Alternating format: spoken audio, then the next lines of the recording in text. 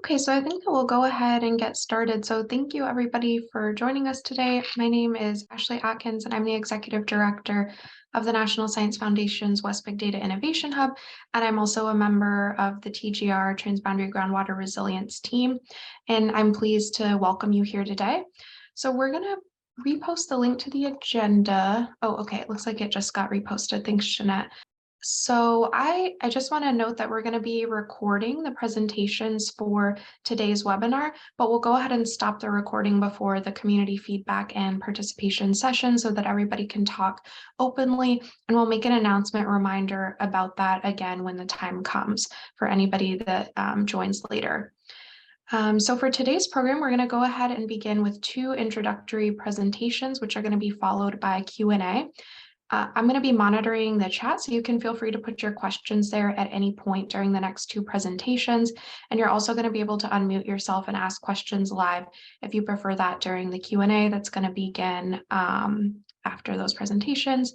And with that, I'm going to go ahead and pass it off to Dr. Sam Fernald, who's the director of the New Mexico Water Resources Research Institute and the principal investigator of TGR. All right, good morning, everybody. I'm going to try to share my screen and share a few slides.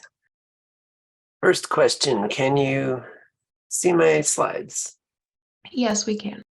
Okay, thanks. So we'll be talking about action that is part of UN Water 2023, and it's a great concurrence also with New York Water Week. And our call to action is connecting the world for transboundary groundwater resilience. And I also note that Ashley helped me put this slideshow together. Thank you. And we have some sponsors: New Mexico State University, the Water Resources Research Institute, UC San Diego Supercomputer Center, and the West Big Data Innovation Hub, as well as University of Bergen. So thanks to everybody. And there's a link here, allows you to see what this action commitment is by connecting directly to the site. And I guess I have a question. Can the viewers connect on this slide, or do we need to copy this over to the chat? Because we have a couple other links later. Yeah, I just put it in the chat and then we'll put the other links in the chat as the time comes. Perfect. So I'm kind of jumping right into what we're doing. I think Ilya and others will talk a little bit more detail about some of the issues with transboundary groundwater. It faces all the issues of groundwater. It's an invisible resource that makes management difficult. It's increasingly stressed due to climate change and other demand and supply stresses. And the border aquifers that cross international and other borders face the additional challenges of distinct social, natural community systems across the border. So we have a call to action that is building on our NSF-sponsored project that I'll mention in a minute. But the idea is to really build a network of networks for healthy aquifers that connect hydrologic, social, and ecological systems. And as a group that's based out of universities, we feel like this is something that we can contribute from the researcher point of view and really help for some action. And the second objective is an action framework with concrete steps and timelines for actions to promote healthy transboundary community and aquifer systems worldwide. This is recognizing that these are interconnected systems of the communities and the aquifers that they depend on.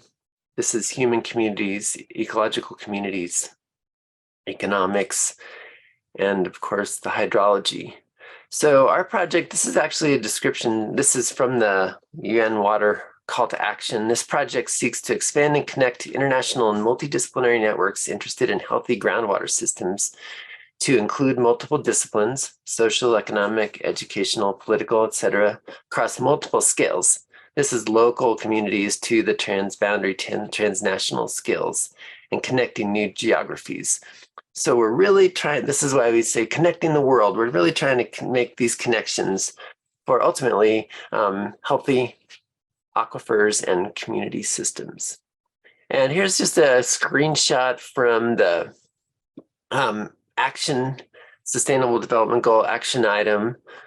In this case, 49827, connecting the world for transboundary groundwater resilience. And I went to there's a number of pages, and one of them says resources mobilized.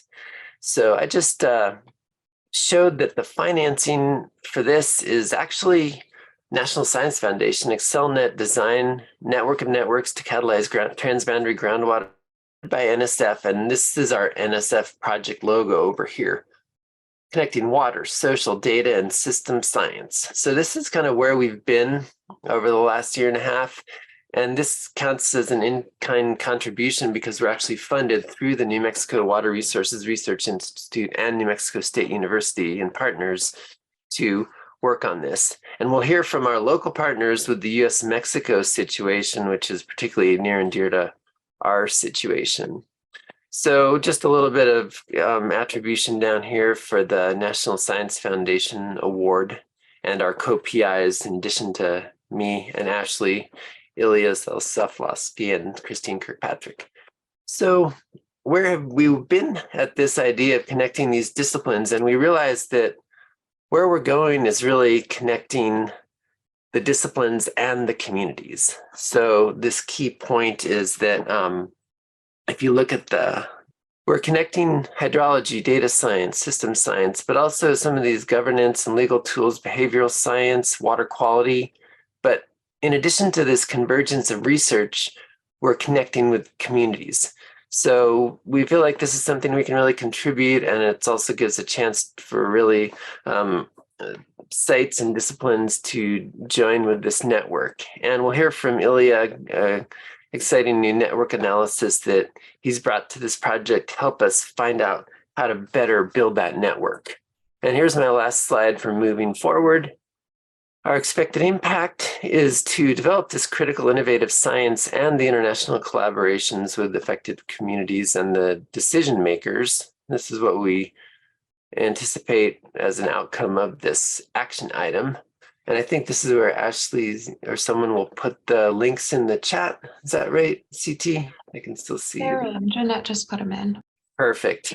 So you can join this action agenda item. Just click on this link and you can be part of the UN Water action item. And if you have a chance, we're actually having an in-person event Thursday morning in New York City, and we'd love to see if you can attend. So we're asking you to click on this other link at the bottom of the page here. And that concludes my comments. We'll have a Q&A later, but I want to hand it right over to Ilya.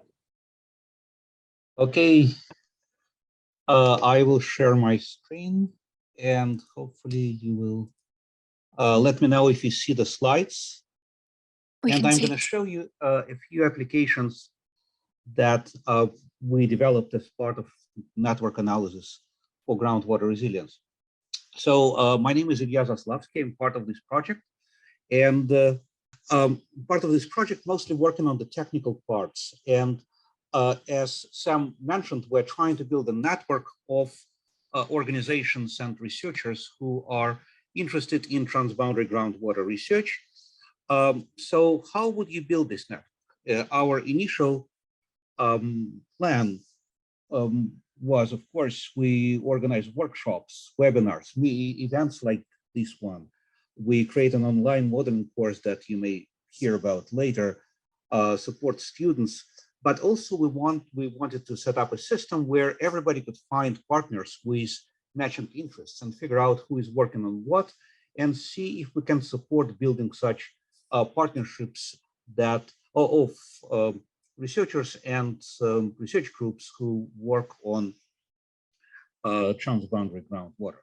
So an initial plan was to just set up a system where everybody could answer a set of questions like this, such as whether they describe themselves or institutions or networks, submit their pictures, place them on the map, and eventually it would go into a gallery like that where you can browse everybody, and you see some familiar faces.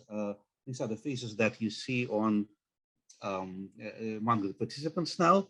For any of them, you would get information about what they're working on, the projects they are part of, and other things that may help you connect with these folks. But building such a network is obviously very tedious and time consuming. And so we are also trying to create a view of the entire landscape of academic research in the transboundary space. So I would actually invite you to click on any of these links. It's easy to, well, not to click, you just see them on screen, but they're easy to type in tinyurl.com/TGR landscape, or a new version TGR landscape 2, which has been, I put it finally up last night, and that was due to big effort from CT, who is hosting this workshop, because she developed kind of representation of aquifer names that we could also show on the map. So what you can see here is, and I will jump into the application in a second, is a view of the entire network of researchers who have been publishing about transboundary aquifers or transboundary groundwater.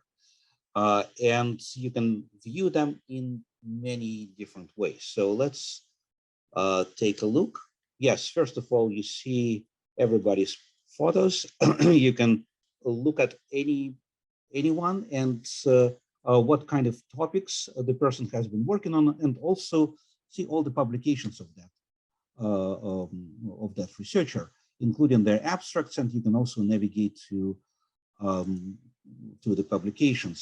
Yes, so this is a more seasoned researcher, so there will be quite a few more publications, it seems. So they will take a little bit of time to load, but it will get there. And yes, so for any of them, you can see abstracts, and you can navigate to the actual papers that were written by that person. But the most interesting view, well, and of course you can see where they are on the map, and this map is shown over the set of aquifers, and I will zoom into the aquifers that exist in the US-Mexico border area. For any of them, you can get the names and some additional information, and you can see how locations of people who are doing research in these areas have been is related to these aquifers.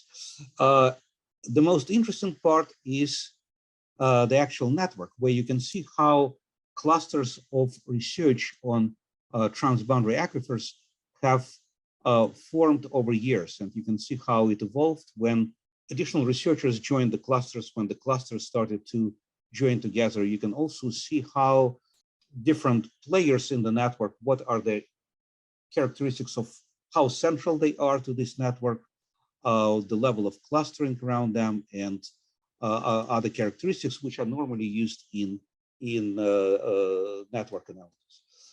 And I mentioned a new one, which we just put up. I believe this is, yes, this application, which has a much bigger network. It has almost 3,000 researchers in it, and how we came up with a bigger network is we simply used different search criteria to extract the corpus of papers. So here, as I mentioned, we have a much better representation of the aquifers that are actually being studied by people. Again, you can focus on specific researchers, such as this person, whom it takes a second to switch to a different view, but we'll get there.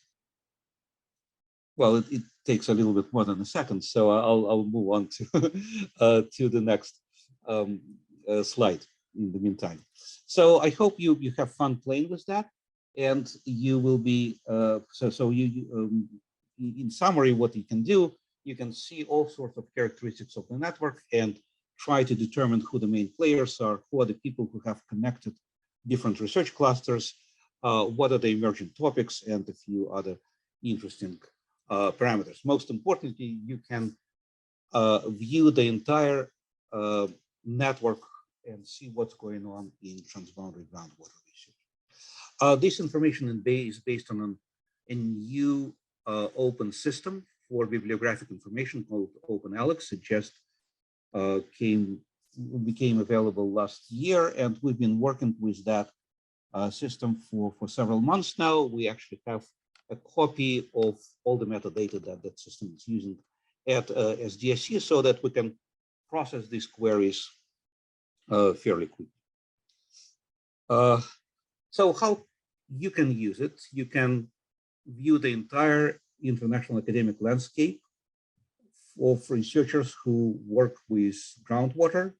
You see how the dynamics of research clusters developed, how research clusters developed over time, and see how they expanded based on due to addition of partners and networks from other countries or from other disciplines.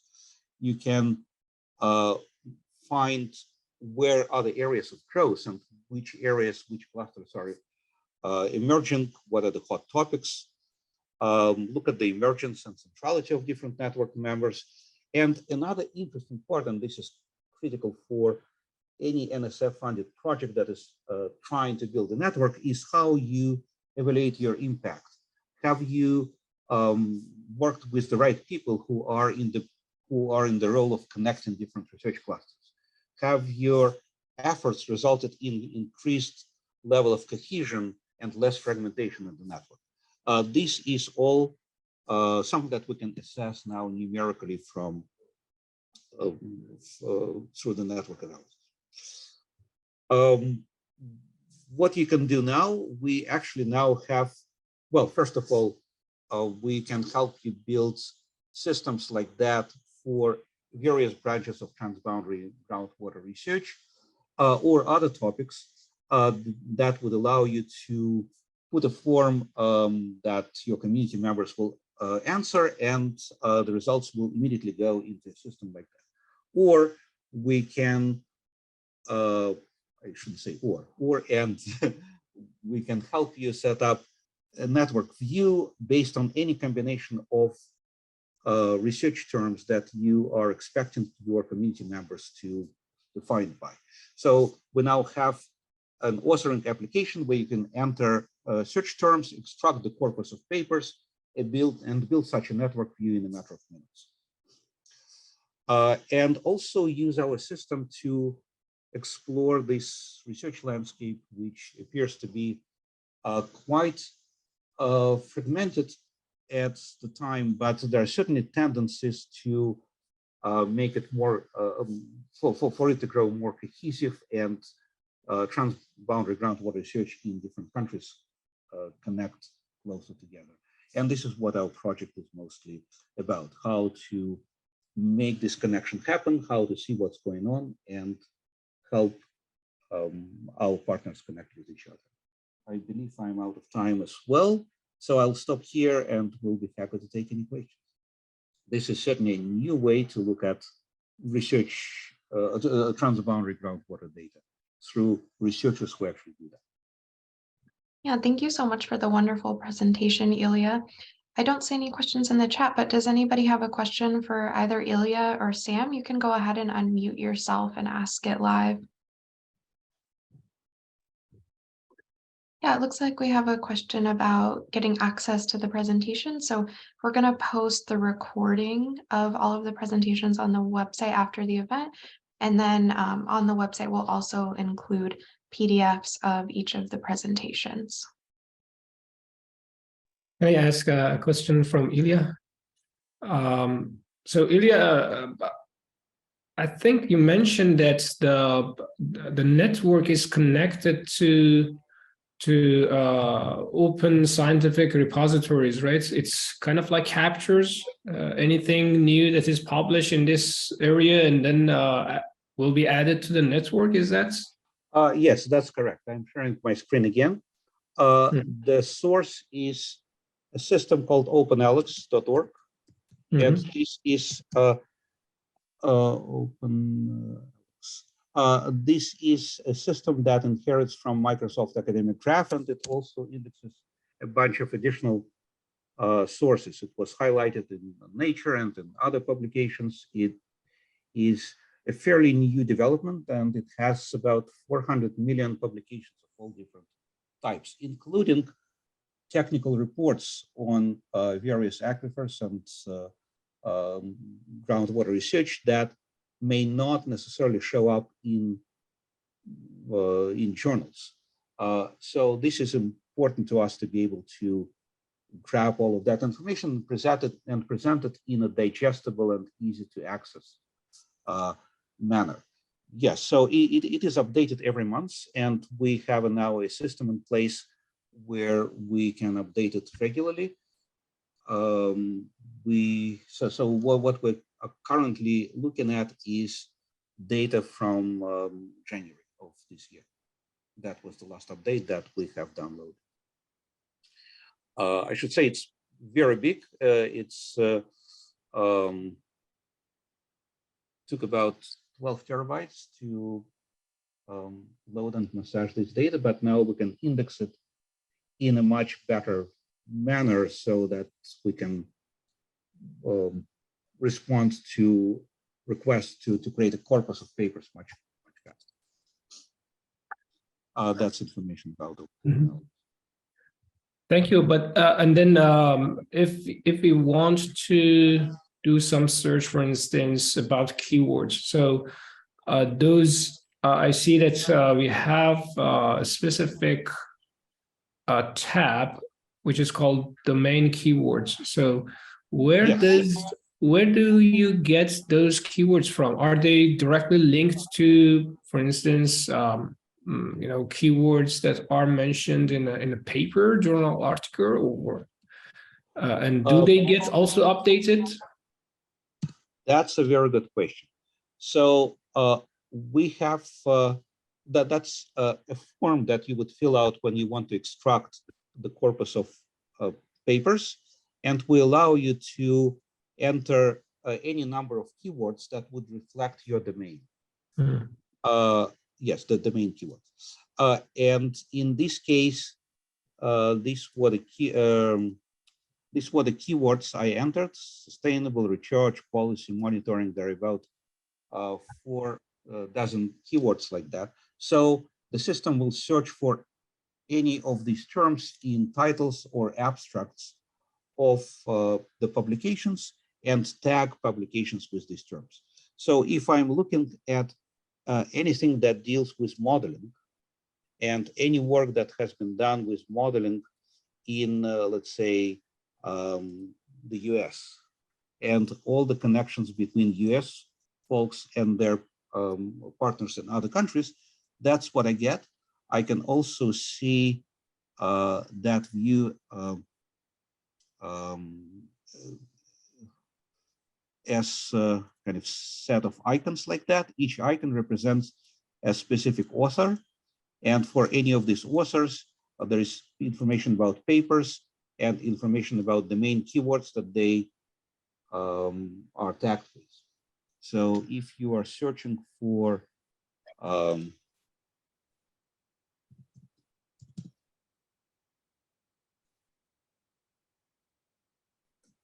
previous speaker, Sam, who is the PI of this project, and you can look at publications, and you will see that all the publications, related to transboundary groundwater, are listed here, and some of them can be accessed directly through the system.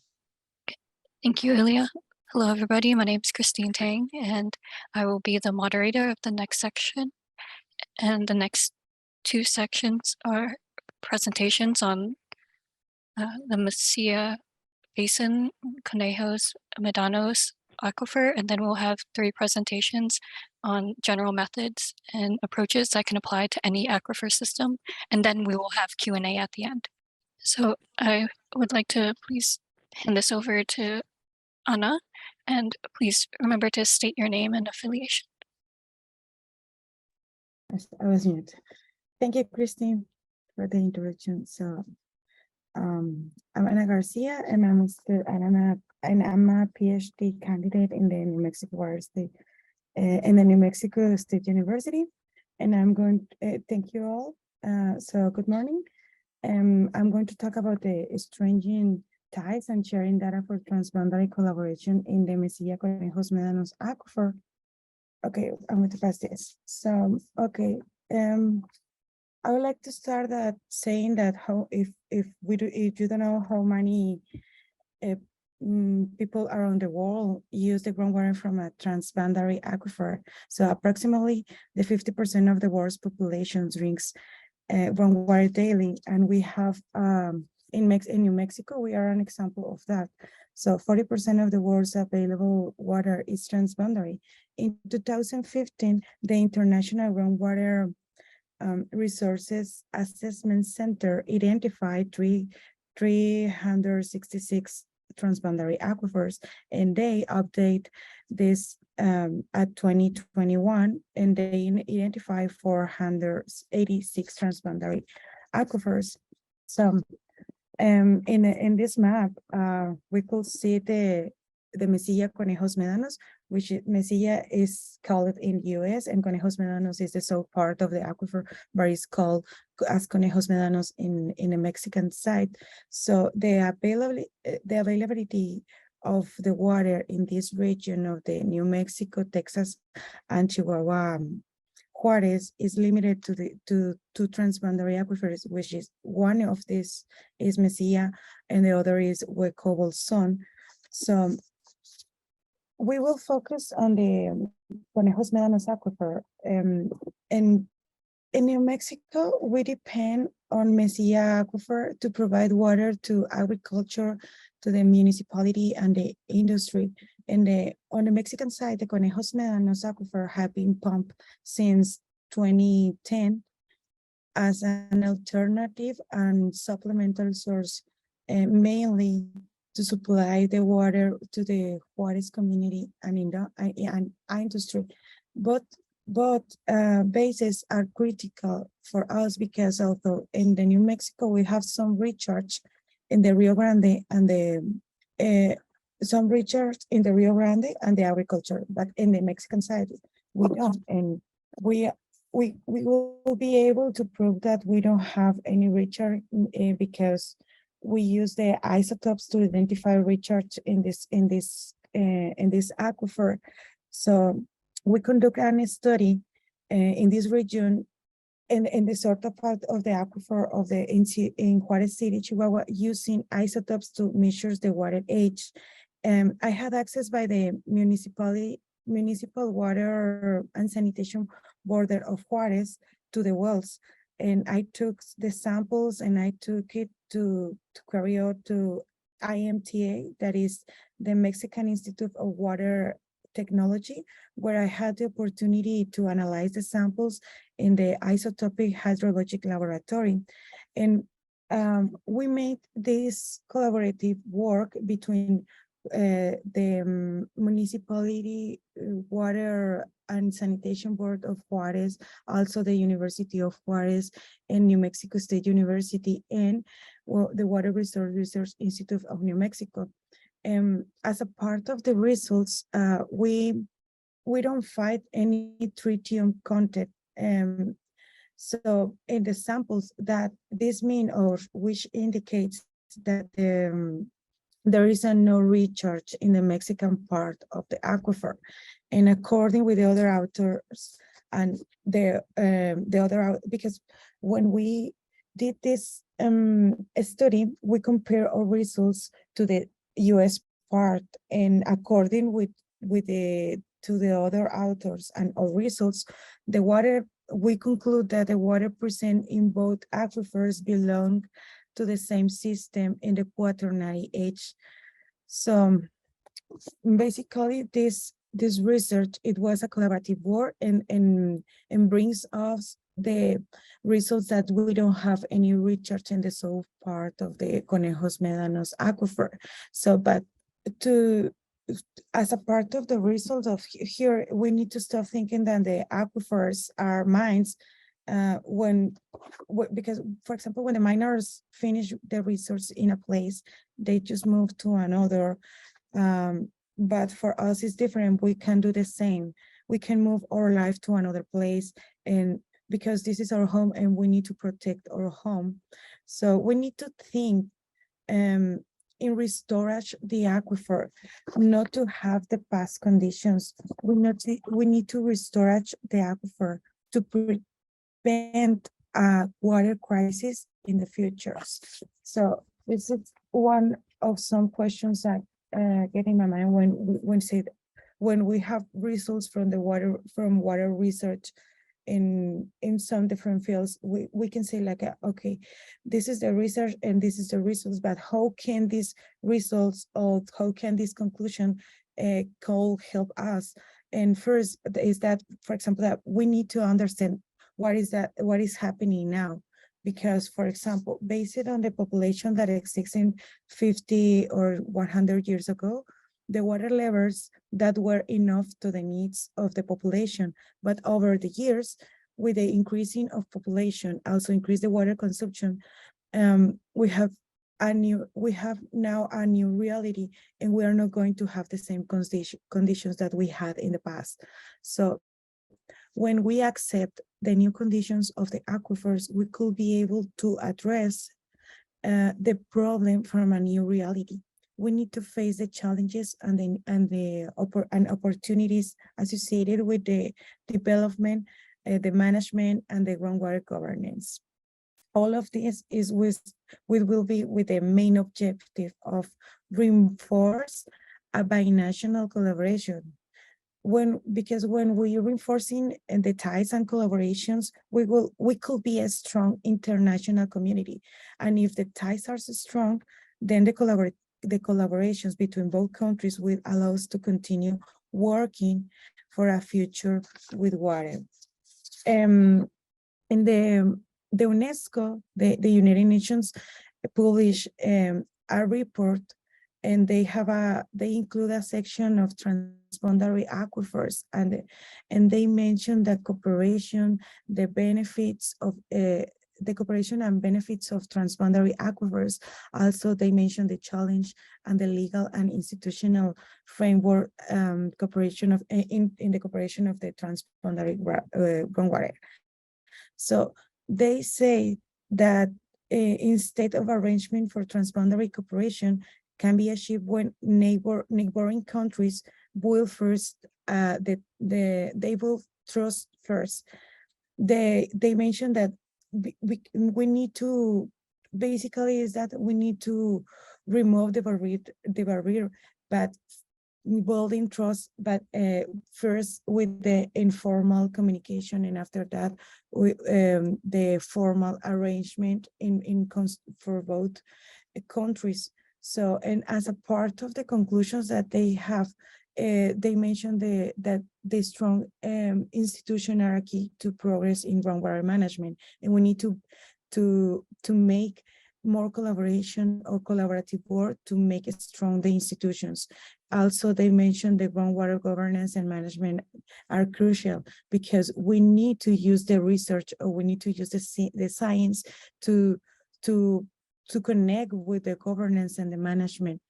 The stakeholders have a diversity of interests and should not be ignored. We need to consider all the stakeholders.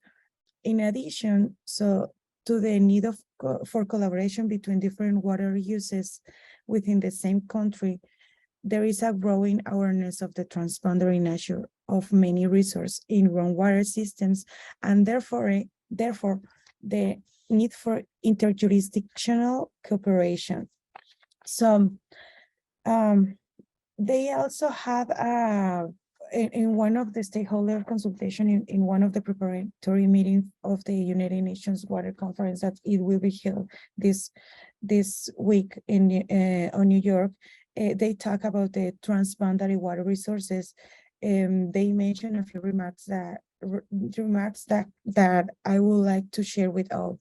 They mentioned that it's not about inventing new things. It's about it is about us using what we already have, because we have data, we have information, we have researchers, we have scientists, we have the tools to do or create a new things, or create or maintain or reinforce the ties and the collaborations between not just in transboundary aquifers. We need to reinforce the ties with the other co-workers that in the same country. So they also mentioned the development agreements, that it will be necessary for the policymakers, but the agreements need to be support with the science. And they also say that the science is making progress, but we need the political support. We can work.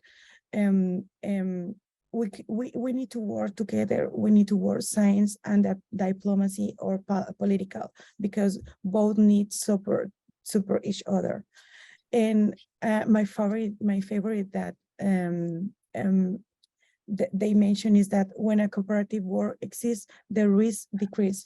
We need to reduce our risk to prevent a water crisis in the future. And the only way to do is making a cooperative work. And this is the last slide. Thank you. Thank you. And next we have Costa. Hi, good morning, everyone. This is Kaustubh Nopane, and I'm a PhD student at New Mexico State University. And I also work as a graduate research assistant at New Mexico Water Resources Research Institute. Today, I'll be talking more on the community collaboration for transformative action to healthy aquifer. This work I'm the part of it. I and Sam Fernald and Connie Maxwell are the part of this. And I'll be starting the note that the global problem has the local solutions. And we consider that aquifer health is determined by how much volume of water gets recharged from land surface to the ground. And we know the management practices and the agriculture practices in the region play a significant role in determining the health of the aquifer. And it has been further challenged by climate change, bringing the flood and the drought. We consider the water as a functional unit, watershed, because with the scouring of flood, we get a large amount of sediment coming down the dams or the irrigation canals or the river system itself, which prevent the widespread aquifer recharge projects or the aquifer system or recharge of the system. So we consider, in addition to that, we also consider that the social ecological system should be seen or viewed, because oversimplified interpretation of the water challenges will not be helping to maintaining the healthy aquifer. So with this idea, we come a concept of community collaboration approach, where I'll be sharing the 5 steps that we have been identified as the mechanism for transformative action for healthy aquifer.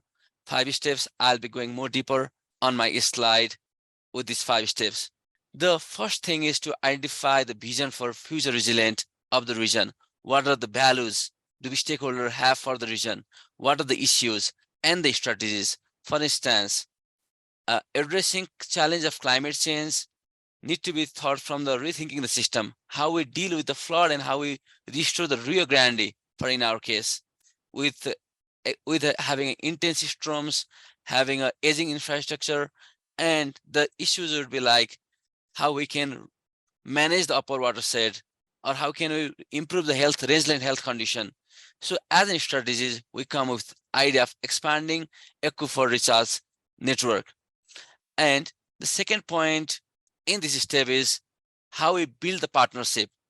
And I think the partnership is the key component in this landscape, not only in this landscape, but in every landscape. As I said that stormwater doesn't respect the administrative jurisdiction, and a major collaboration requires in all the sector.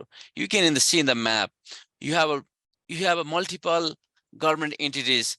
We have multiple farmers, multiple ranchers working in this region. So as that effort from 2009, stormwater and water infrastructure task force has been formed, and joint power agreement has been signed, and now in 2022 it has become a 501c3 as a non-profit group of organization. And you have a larger workshop, you collect the community perspective, lived realities through the interviews and focus group discussion. And in addition to this group of people, you have like the Water Research Institute or the academic institution working in this part of this collaboration or the partnership. You have farmers and the ranchers too. And the third point, I would like to bring how we build a mutual understanding of critical regional dynamics of the ecosystem and the community that rely upon action. We consider testing the strategy with the concept of water budget, which include the upper watershed, the valley, and the river itself or the riparian, as well as that connects the groundwater system. And in addition to that, we also identify the critical drivers of degradation, how that has been impacting on the regional scale. And with this idea, we come with the potential pathways of our resiliency strategies. And we consider that it has to be a community-based approach, and we consider the harnessing of the flood flows, and then optimizing the storage.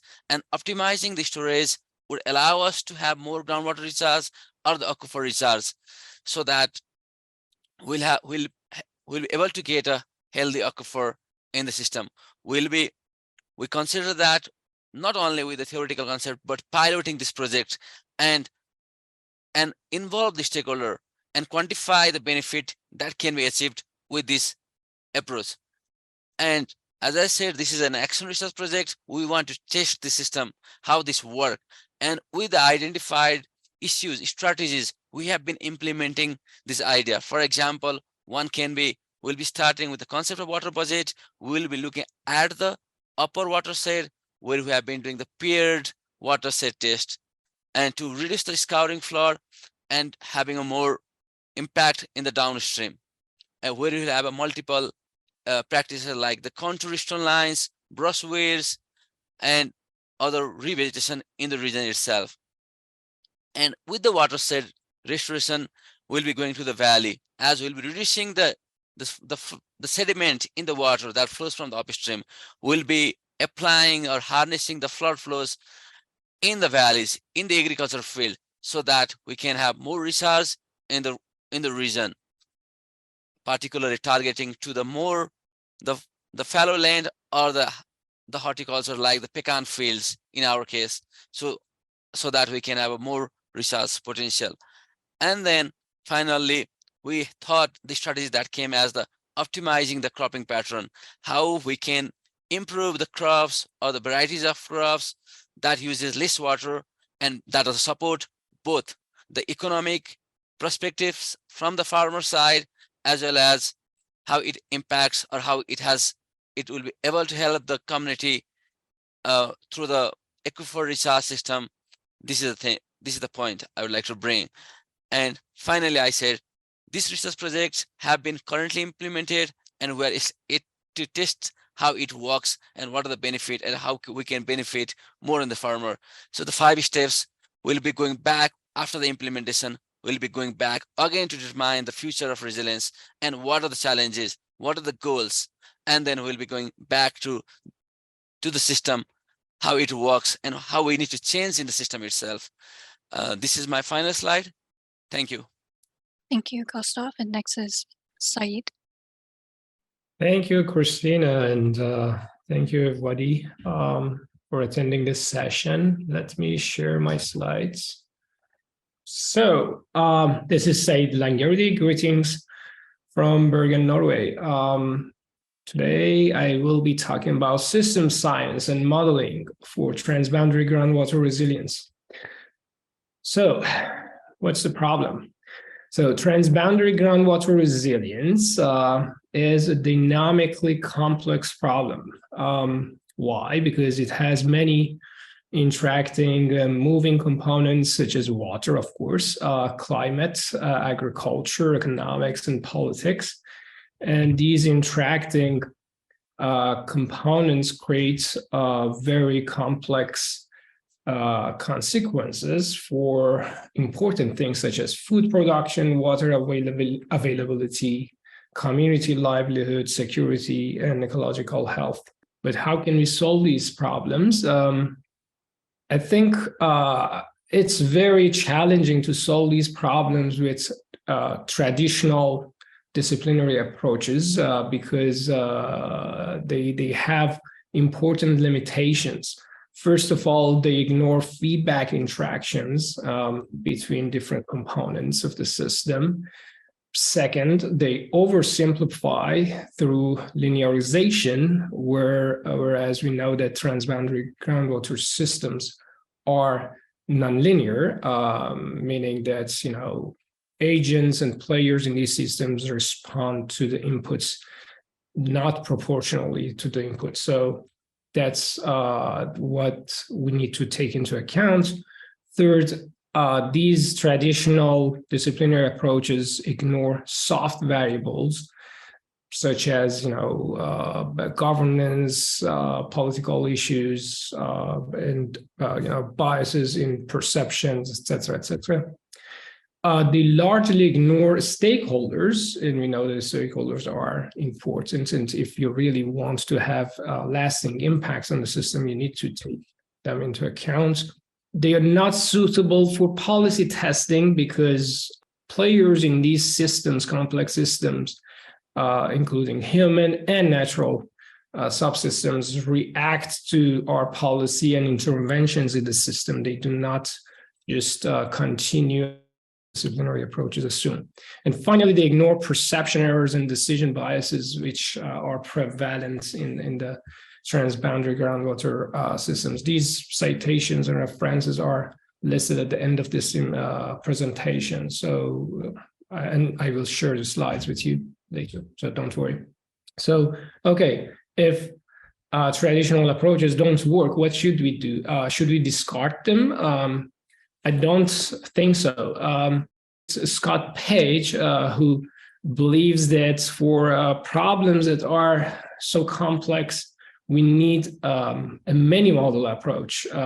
So in my view, we need to complement traditional disciplinary approaches with many different alternative methods, including systems mapping, system dynamics modeling, geospatial modeling, agent-based modeling, and a combination of all of these things, which I call hybrid modeling. And of course, this is not an exhaustive list. These are just the methods that I'm familiar with. There are many other modeling approaches that are not listed in this page, and they should be also applied to these issues. But interestingly, I could not find many real-world applications of systems modeling to the specific problem of groundwater, transboundary groundwater resilience. But I found some closely related research that are, for instance, we have modeling on surface water, transboundary surface water systems. The only actual modeling effort I found is the work that our colleague Ashley Atkins has done so far. And another promising thing that has been doing so far is this transboundary groundwater resilience network of networks that Ilya and Sam talked about. In my view, that is one of the areas that look very promising. I hope they can accelerate scientific collaboration and discovery in this area. So, in my personal view, there are some important questions that could be addressed for those who are interested in systems science, intersection of system science and transboundary groundwater resources and resilience. And that includes how our transboundary groundwater systems are different than other common pool resources. What are the basic similarities and differences in these systems that make them behave similarly or differently? Is there a set of general rules that could be used to describe or understand dynamics of transboundary groundwater systems? So these were kind of like systems, top level systems questions, but in my view, there are also some methodological questions that could be addressed, such as what kind of methodological frameworks are needed to effectively address dynamic complexity of transboundary groundwater resources or resilience? How should we develop and teach such methods? What sort of technological development is needed to successfully implement and apply these methods in practice? So again, my personal interest, if anyone is interested in collaboration in these topics, please contact me directly. If you want to work on related topics and ideas in the realm of system science and transboundary groundwater resilience, I encourage you to join Water Special Interest Group that we founded in 2019 under System Dynamics Society. Here is the link at the bottom of this page. You can subscribe to their email list and then be in touch with them. So these are all the references that I cited in my presentation. Thank you very much. If there is any questions or comments, I think I can take them later on, right? Is that correct, Christina? Yes, Christine, sorry. it's okay. Thank you, Saeed. And next we have Frederick. Can you all see my screen? Yes.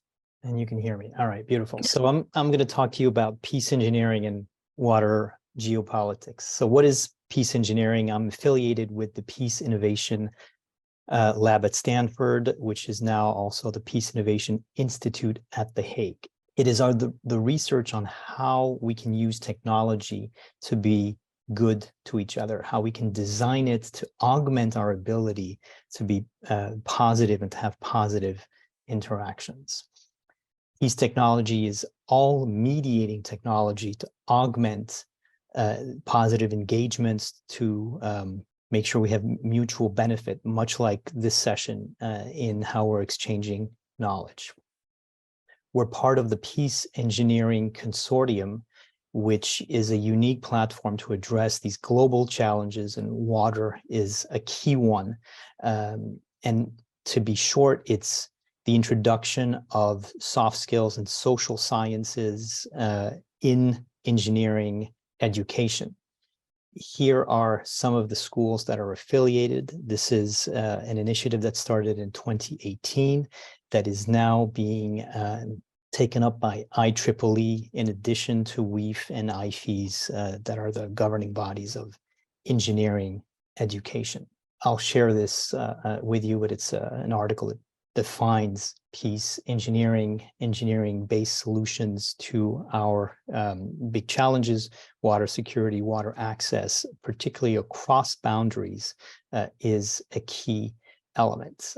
I started within the Institute Climate Action Works to act as a catalyst of action, because a lot is happening and needs to be surfaced. We aim to spotlight leaders, particularly in the water arena, and we want to be a beacon for forward-looking research.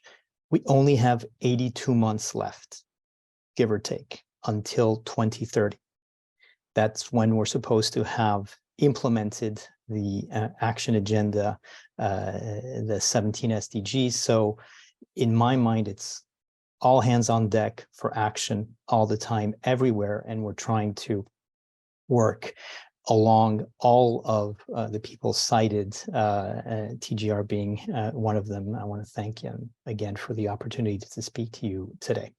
One of the avenues that we're exploring more and more, and we're scoping all our work to be along this triple helix of academia, civil society, and political leadership, because that's the only way that we can implement change.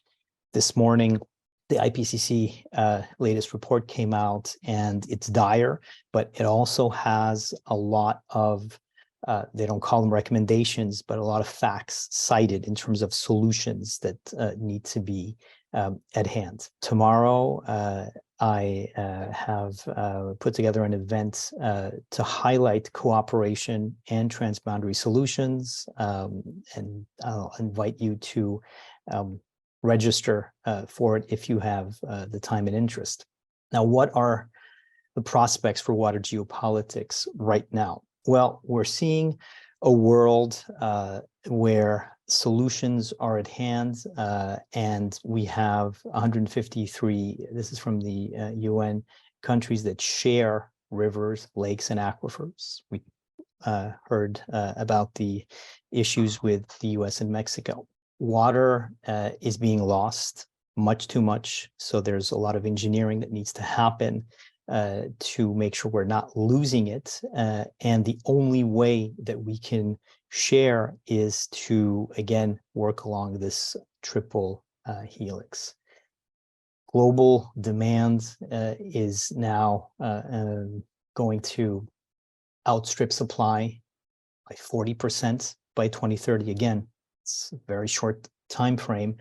Johan Rockström and his collaborators have worked to put this forth. The question now is, how quick can we make these systems evolve given the complexity of what we have at hand?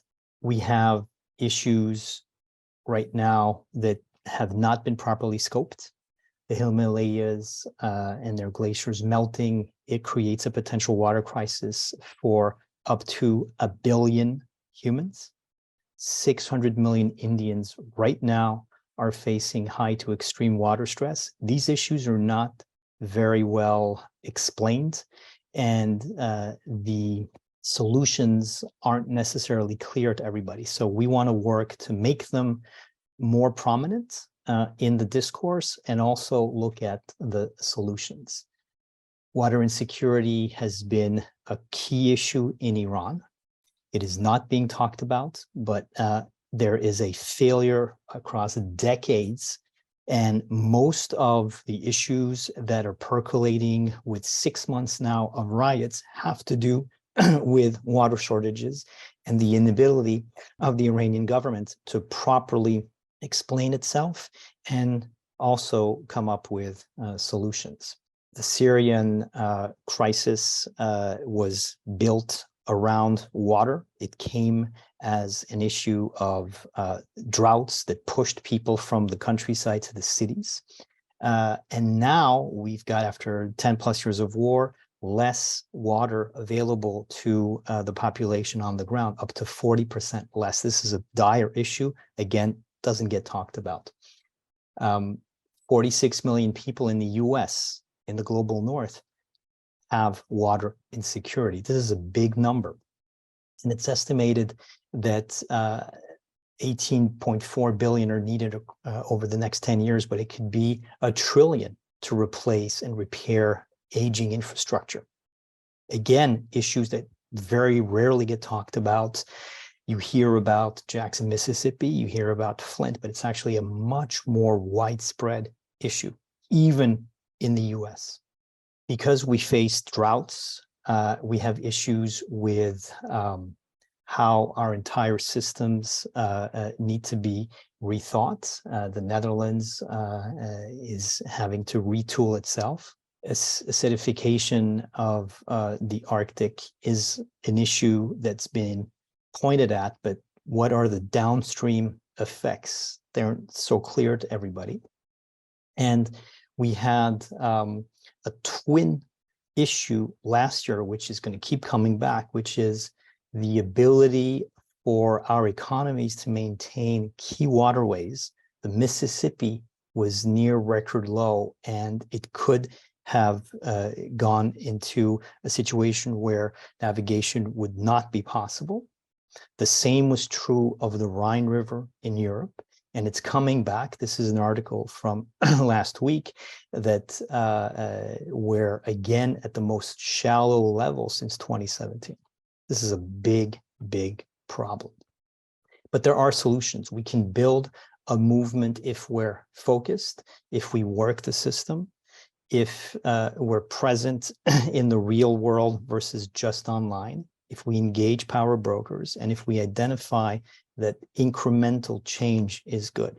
And all of this is part of a workshop I've given in front of several audiences linked to TGR. And it always goes back to the fact that climate action and biodiversity action and water protection does work. The fact that we save the ozone layer needs to be celebrated because it is a template to go back to. And everything that we're doing with water security could be handled in the same way that we saved the ozone layer from very dire consequences. And to me, the template is nonviolence in the terms that Gandhi laid out in 1930, where he explained for the Salt March, very much linked to water, that each individual action, every drop, is impactful if it's taken within a collective goal. So that's what I wanted to share with you today. Everything is related, everything is interconnected, all these systems intricate and interconnected, and we must all work to make clear the interconnections, but also the fact that we have what's available right now to make change. Thank you. Thank you. And last but not least, Catherine. Thanks so much. And you see my slides? No. All right, let me see if. It looks like I had access, Catherine, so I have it up. Okay, great. Thank you. And I'm sorry about that. Next slide, please. Thank you for giving me a few minutes. I'm Catherine Kramer. I'm the Deputy Director of the West Big Data Innovation Hub and the Director of Outreach and Engagement for Data Initiatives at the San Diego Supercomputer Center. And I'm just going to talk to you for a few minutes about data literacy and network literacy in community contexts. Next slide, please. So the West Big Data Innovation Hub has a goal of being an inclusive community for catalyzing and scaling data science for social needs and data literacy. And as you heard in Ilya's great presentation, network literacy is certainly part of achieving this goal. Next slide, please. So network literacy, why do we need it? Networks help us understand complex problems and working with communities, connecting with communities, really forging true connections, as some of our presenters have mentioned today, is not so easy. It's really important, and network analysis helps understand how those connections are taking place and whether or not they're being successful, as Ilya's work has shown. Next slide, please. And here's just a screenshot from Ilya's presentation a few minutes ago, showing those networks of research and work that's, of course, made up of individuals as well as their outputs. Next slide, please. So in 2015, I think, a group of us started working on developing network literacy, and we came up with 7 essential concepts and core ideas, which have been published. There's a link, and they've been translated into 21 languages. They're used around the world, and happy to talk more about that initiative offline. Next slide, please. And that brings us to the larger idea of data literacy. And this work has been going on for the last, well, for a long time, but in earnest, the last at least 10 years. And we've looked at the needs of multiple sectors, building a community of practice around data literacy, and coming up with something like essential principles. Next slide, please. And I'm just going to go through quickly some of the projects we've done. We've worked with a lot of different kinds of groups. So we ran a project called Big Data for Little Kids. It was very successful, series of workshops with families, with children as young as 4 or 5, in which they learned data skills, how to collect data, analyze it, and visualize it. Next slide, please. And here's some of them at work. They talked about a range of data science concepts, and their data conversations, they really shifted over the length of the workshops, and it was a lot of fun. Next slide, please. And I don't know if maybe not as much fun, certainly important. We've also, of course, worked with stakeholders, a group of stakeholders in a series of workshops on building data literacy ideas. And these were and are policymakers, educators, researchers, and practitioners. And this work is ongoing. Next slide, please. We've also worked on developing data science high school curriculum or approaches and focusing on the need for being inclusive and integrating across the curriculum, and of course, supporting teachers. Next slide, please. And coming up to today, currently with the West Big Data Hub, we're building out all across the state of California, Data Jam network of Data Jam projects. Data Jam works with small teams of students, mostly in high school, but as young as middle school, on developing a research question and using big data to uncover answers and presenting their findings. This, the photograph here is of a poster done by a group of students from the Pala tribal communities on water quality on their reservation in the San Luis Rey River, and it was presented at the PERC conference last summer. Next slide, please.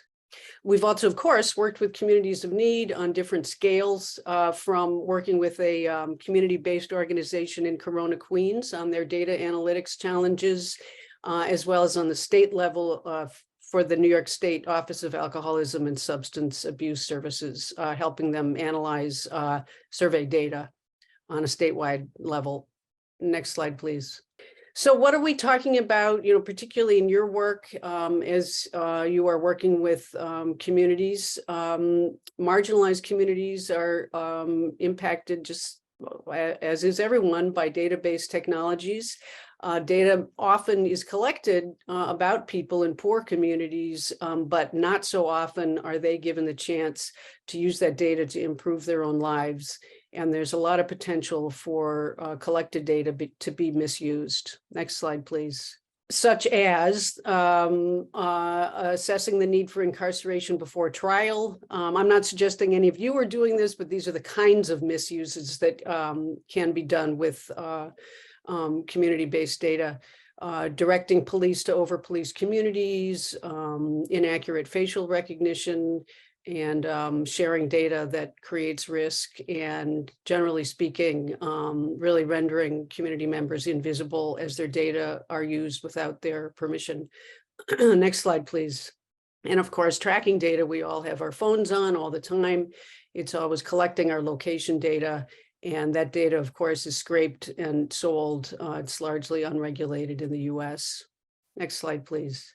Which leads us to kind of rethinking the right to privacy, which used to be defined as the right to be left alone. But now we have data mining and content curation and automated decision-making, and it's really causing a need to really reassess the understanding of what privacy is. Next slide, please. Up to and including, as of right now, ChatGPT 4 just came out last week, and everybody's using it, and it's a lot of fun and very interesting.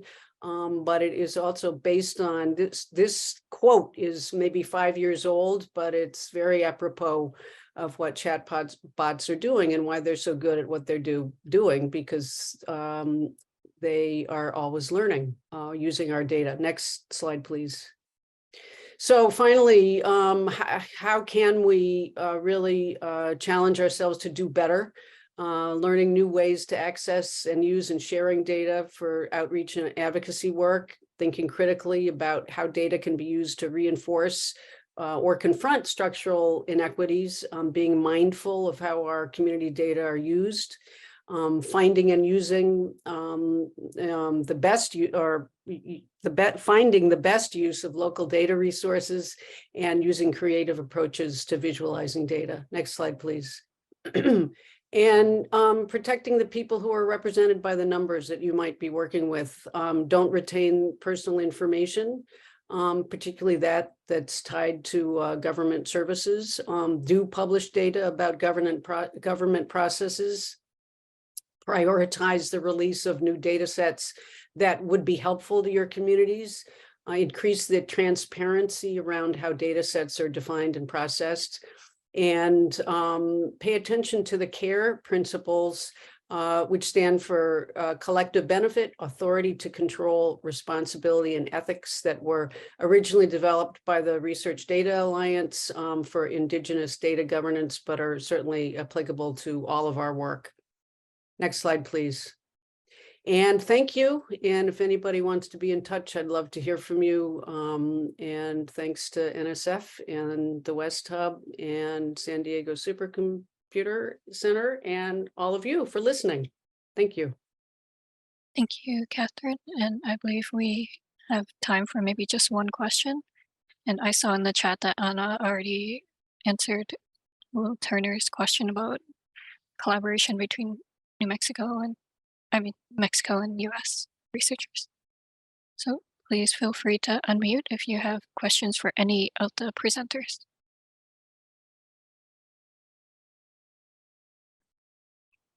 Because I have a question for Anna that's related to William Turner, since how do you build the trust? How do you build, between two countries?